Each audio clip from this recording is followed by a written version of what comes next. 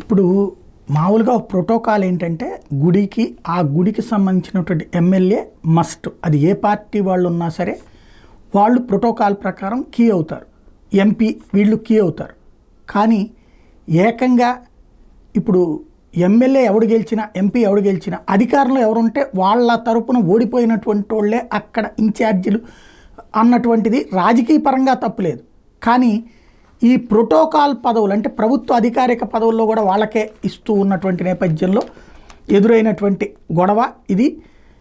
బోయకొండకి సంబంధించినటువంటి ఇష్యూ. బోయకొండ ఆలయ ఈవో ఏకాంబరం దసరా శరన్నవరాత్రోత్సవాల్లో స్థానిక ఎమ్మెల్యే అయినటువంటి డాక్టర్ పెద్దిరెడ్డి రామచంద్ర అంటే ఎమ్మెల్యే పెద్దిరెడ్డి వాళ్ళ అబ్బాయి మిథున్ రెడ్డికి కాకుండా ప్రోటోకాల్ని పక్కన పెట్టారని అర్హత లేని అధికార తెలుగుదేశం పార్టీ నియోజకవర్గ ఇన్ఛార్జి చల్లా రామచంద్రారెడ్డి దసరా ఉత్సవాల్లో అమ్మవారికి పట్టు వస్త్రాలు సమర్పిస్తారంటూ ఏకంగా ఫోటోలు ముద్రించి ఆహ్వాన పత్రాలు కూడా వేసేసింది దేవాదాయ శాఖ తరఫున.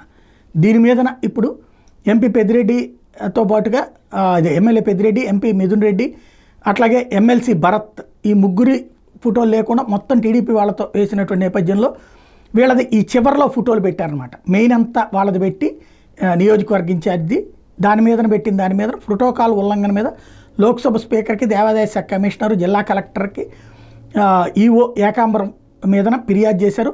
హైకోర్టులో రిట్ పిటిషన్ దాఖలు చేశారు. మిథున్ రెడ్డి తరపున సీనియర్ న్యాయవాది కేజీ కృష్ణమూర్తి దాఖలు చేసిన ఈ పిటిషన్ మీద న్యాయమూర్తులు రఘునందన్, హరినాథ్ ధర్మాసనం విచారణ చేపట్టింది. ఈఓ మీద ప్రశ్నల వర్షం కురిపించారు. రాజకీయ నాయకుడు చల్లా రామచంద్రారెడ్డి ఫోటోను ఆహ్వాన పత్రికలో ఎట్లా ముద్రించారని నిలదీశారు.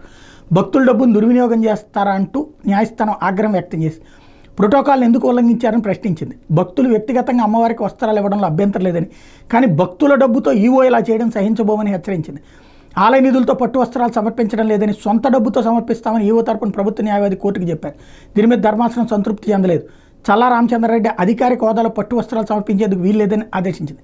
భవిష్యత్తులో భక్తుల డబ్బు దుర్వినియోగం కాకుండా ఈఓ జాగ్రత్త వహించాలని, లేకుంటే చర్యలు తీసుకుంటామని హెచ్చరించింది.